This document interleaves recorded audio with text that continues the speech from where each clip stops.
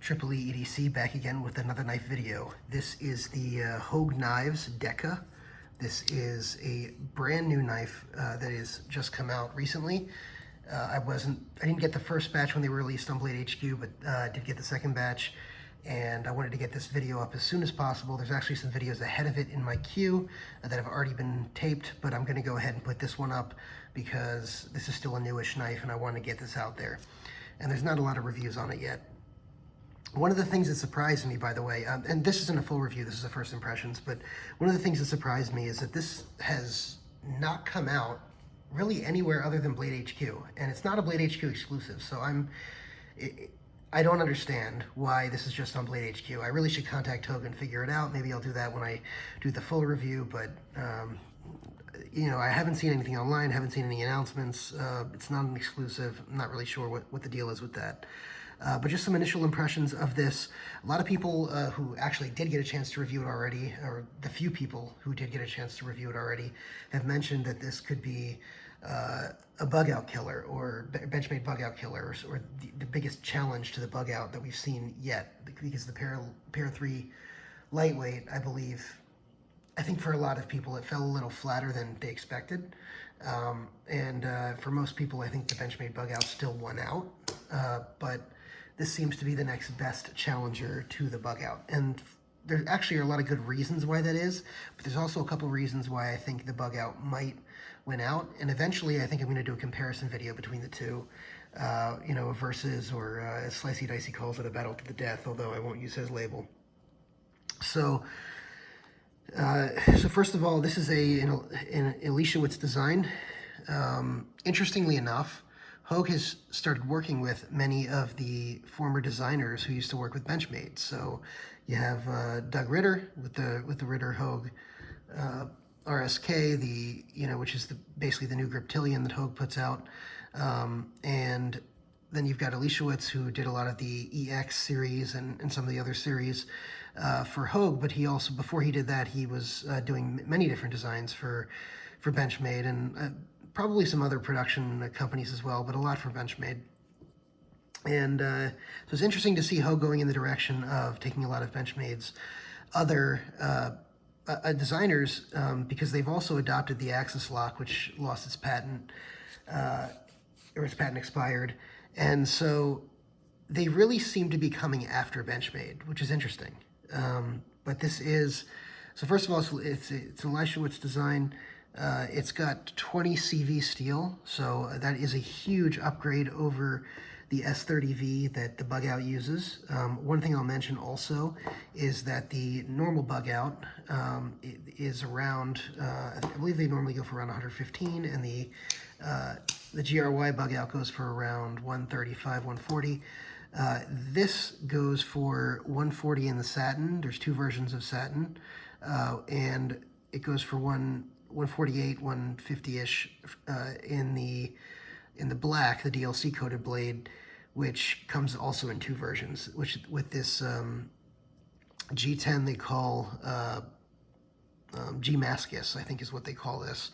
It's done by layering of the G10, I think, and swirling some of the stuff together. But this is about 150. So,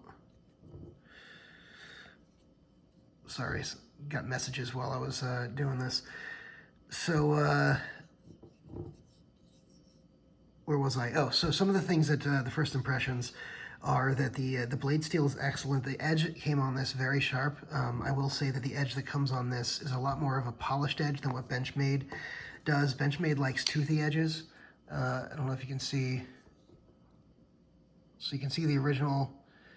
I haven't sharpened this. This is the original edge on it, although it's been used quite a bit. And this is the original edge on this Bugout as well. You can see how toothy those are. And then you can see the edge on. So it's a more polished edge on the Hogue. So it's just something to be aware of. Now, although this is sort of an entry that could challenge it, something to be aware of is that, well, first I'll mention the scales are G10 here. So one of the big drawbacks of the Benchmade bug out is that it's FRN or gravity scales, the plastic scales. A lot of people say they don't like the plastic scales. There's a big industry in upgrading the scales. People sell the G10 versions, people sell carbon fiber, people sell micarta like I have here. These are Putman micarta scales. And people also sell the titanium scales. So there's a big market in replacing these scales. So one of the things that Hogue did was they got G10 scales and 20 CV over the plastic scales and the S30V, whereas, you know, you've got around 115, 100, you know, 135, 140, and, you know, this is 140 to 150. So you got, for better materials, around the same price. As I could call it, within a standard deviation of the same price, right? So, you know, that's a huge deal. Also, it's nice that they put some design elements in here. There's some milling in the G10, texturing, and you know, and some things like that. One other thing to be aware of is the liners in here. I don't know if you can see. So here there's 2 screws where the nested liners go. The nested liners extend all the way out to here, whereas on the bug out, the nested liners extend just out to here, just past this screw right here. So the nested liners in the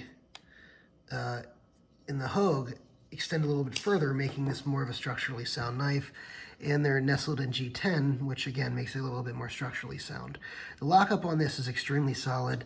It's not a free dropper right off the bat. I probably could loosen the pivot a little bit and get it, but I haven't decided if I want to do that. And I also figured I'd flip it a little bit and see if it breaks in on its own. If it doesn't, I might loosen the pivot, but that might introduce some blade play, side-to-side blade play, as that happens a lot when you loosen pivots of axis lock knives. I do like that they put a filler tab here. I don't like the pocket clip. I will say that right off the bat for 2 reasons. One is the Bugout's pocket clip is probably one of the best pocket clips in existence. It's very small, deep carry. You know, it's really just an excellent pocket clip. It's just the right size. The Hogue one is nice and skinny. I like the fact that it's skinny, but I don't like the way that it's designed here. I don't think that the way it's skinny sort of fits this 2-screw configuration here. It's sort of reminiscent of a Hinderer, but the way Hinderer does his clips is much better, I think, and they're larger clips, but whatever. I also don't like the billboarding on the clip. You know, for people who don't like billboarding on the blade, like, sometimes I don't like billboarding on the blade. I don't like excessive billboarding on the blade. I don't mind a little bit, but on the pocket clip, it really bothers me. ZT is a big offender of this, and I'm sad to see that Hogue decided to put their name on it, just because it number one, announces that you have a knife in your pocket more than anything else, and number 2, you know, why do you need to advertise what brand it is? I mean, if people want to ask about your knife, you bring it out, you let them know, and it is what it is. You got the billboarding right there on the blade. So that I didn't like. The coating on the blade seems like it's pretty good. The axis lock came a little bit stiff, just like some Benchmade's. So, you know, whereas a lot of people online, or some of the people reviewing online, have raved about the fit and finish, which is mostly good, by the way. You can see the fit and finish is mostly good here.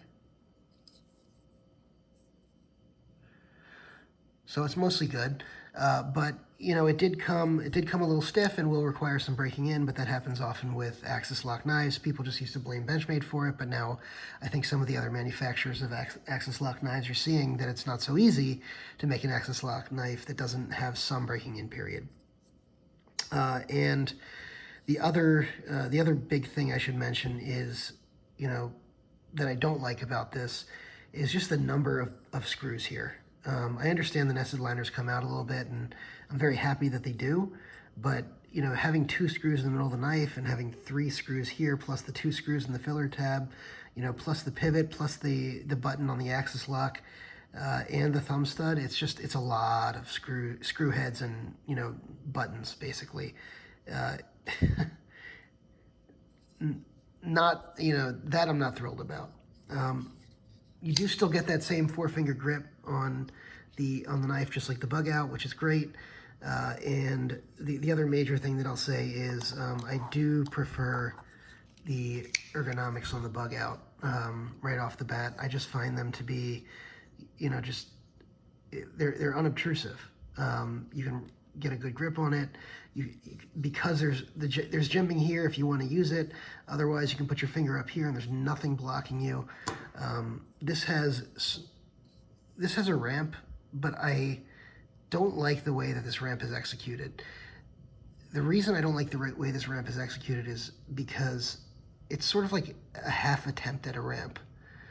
They could have made it, a full ramp, just, kind of like the Microtech Socom, like that's a ramp, right?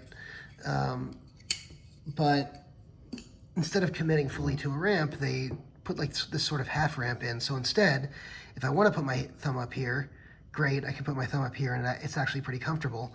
But if I want to extend it a little bit to get a little more leverage on the top of the knife, now I'm off the ramp and that's not the best. So,